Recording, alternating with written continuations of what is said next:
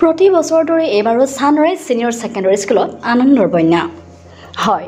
Sunrise senior secondary স্কুলৰ বাকৰিত আজি এক উখল মাখল পৰিৱেশ। কিয় এই উখল মাখল পৰিৱেশ জানেনে আপুনি? শুক্ৰবাৰে ঘোষিত এবাৰ মেট্ৰিকৰ ফলাফলত ছানৰাইজ স্কুলে সফলতা কঢ়িয়াই আনিলে আৰু তাৰে পিছত আজি এক উখল মাখল পৰিৱেশ ছানৰাইজ ছিনিয়ৰ ছেকেণ্ডেৰী স্কুলৰ বাকৰিত। বিদ্যালয়ৰ অধ্যক্ষ ইমৰান হুছেইনে সফলতা কঢ়িয়াই অনা ২৬গৰাকী কৃতি ছাত্ৰ ছাত্ৰীক ফুলাম গামোচা আৰু মালাৰে সম্বৰ্ধনা জনায়। লগতে উচ্চতৰ মাধ্যমিক ফাইনেল পৰীক্ষাত অসম চৰকাৰৰ স্কুটিপ্ৰাপ্ত দুগৰাকী কৃতি ছাত্ৰীক সম্বৰ্ধনা জনোৱা হয়। আমাৰ হাতত কিছু মন্তব্য আছে, আমি শুনা ল'ব বিচাৰিছোঁ। ছানৰাইজ ছেকেণ্ডেৰী স্কুলত প্ৰায় বিগত ৩ বছৰ ধৰি মানে অতি ভাল ৰিজাল্ট হৈ আছে। কৰৈনী, পূব বান্দৰমেলা, ঠেংগাতলি আদি কৰি কেইটামান ৰেভিনিউ কেন্দ্ৰ কৰি আমাৰ ছানৰাইজ ছিনিয়ৰ ছেকেণ্ডেৰী স্কুলখন গঠিত হৈছে। যোৱা ২০২৩ বৰ্ষত আমাৰ হায়াৰ ছেকেণ্ডেৰীত ৮জন ছাত্ৰ ছাত্ৰী ফাৰ্ষ্ট ডিভিজন পাইছে।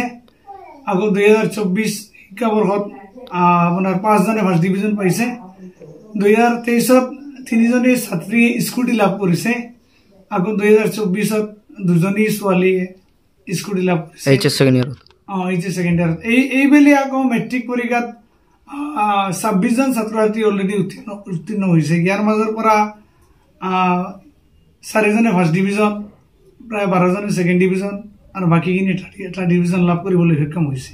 কৰৈনী এলেকাত বাকী প্ৰায় ৩-৪খন স্কুল আছে বা কবাবাৰী 2খন স্কুল আছে।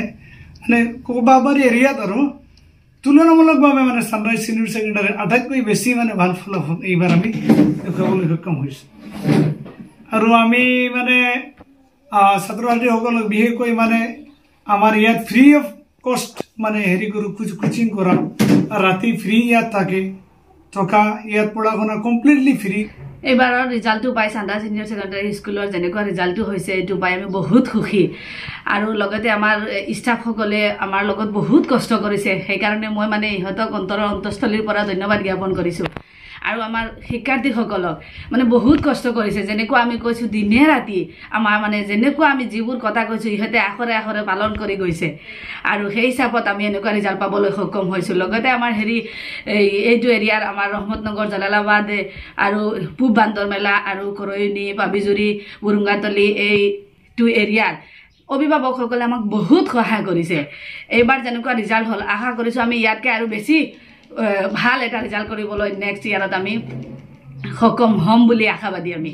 আৰু মেট্ৰিকৰ আমাৰ যিটো ৰিজাল্ট হ'ল এইটো মানে আমি ছাৰে অলৰেডি কৈ গৈছে যোনটো সংখ্যাবোৰ।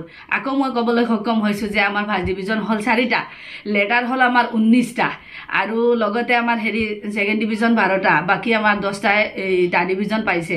সেইকাৰণে আমি বহুত সুখী। আৰু নমস্কাৰ, মোৰ নাম মিছ এফৰিন জামাল। বহুত ভাল লাগিছে আজি আমাৰ স্কুলখনত ইমান ভাল ৰিজাল্ট হৈছে। আমাৰ টিচাৰসকলে বহুত কষ্ট কৰিছে আমাৰ কাৰণে, আমাৰ পেৰেণ্টছেও কষ্ট কৰিছে। টিচাৰসকলে আমাৰ কাৰণে বহুতো সুবিধা লাভ কৰিছে। আমি হোষ্টেলত আছিলোঁ, হোষ্টেলত থাকি পেলাই কৰিছোঁ, খৰচ পাতি একো লোৱা নাই, ফ্ৰী কৰিছে। আমি আজি সিহঁতৰ কাৰণে ইমান ভাল এটা ৰিজাল্ট পাব পাৰিছোঁ, সেইটো কাৰণে ভিতৰৰ পৰা ধন্যবাদ।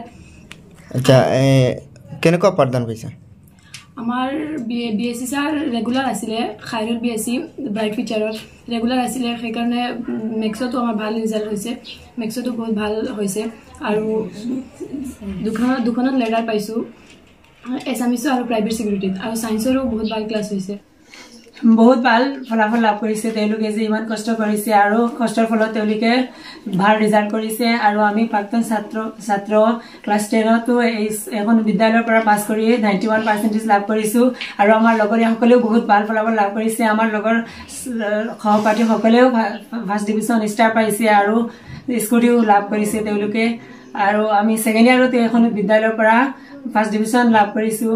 আৰু সেইসকলক আমাৰ এতিয়া এই 2025 বৰ্ষৰ ছাত্ৰ ছাত্ৰীসকলক বহুত ধন্যবাদ জ্ঞাপন কৰিছোঁ যে তেওঁলোকে ইমান ভাল ফলাফল লাভ কৰিছে। News desk, Suhana live.